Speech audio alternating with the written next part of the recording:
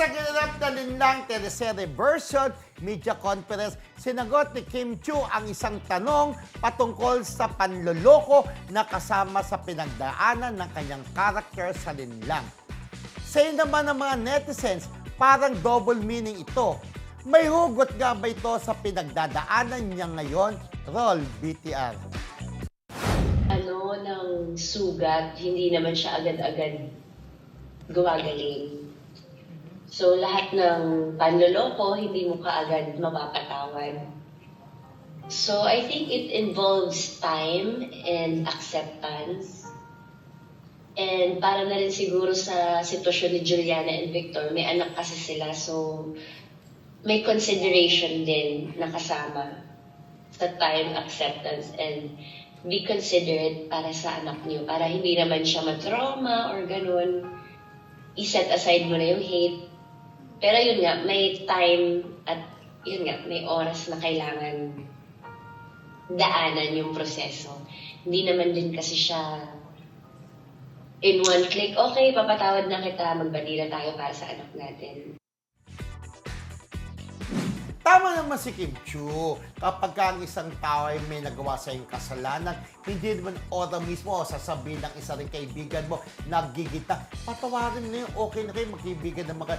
Talagang kailangan pa rin ng time, di ba? Dumarating talaga yung, teka muna, hindi basta-basta. Lalo na kung mabigat ang ginawa sa'yo. Eto nga, kung panloloko, sinaktan ka, damdamin mo na yung involved, hindi talaga ganun kadali ang magpatawa, di ba? Sabi, pero totoo rin yun. Minsan tayo iniisip natin, for the sake of your children na lang. Di ba? May mga ganun mga kaibigan sa mga magulang. For the sake of your children, patawarin mo na siya. Pero hindi pa rin talaga. Hindi basta-basta ang pagpapatawad. Time heals all wounds, sabi nga. Hindi basta-basta. So magandang sa debate natin, friendship, dapat bang patawarin ang naglokong asawa alang-alang sa anak? Pwede yun. Oh, di ba? Pwede naman topic yan, ha? Tandaan mo yan. Topic na tayo For sa the debate. sake ng anak, di ba? Oo. Parang yun nga sabi ni Kim Chiu kasi parang yun yung character niya. Pero parang yung tanong sa kanya, parang may pupuntahan di ba? Parang, Oo, kasi yun lang naman ang thinking ng mga netizen. Oo. Parang kasi galing kay Kim Chiu. Galing kay- Iniisip oo, nila Latino.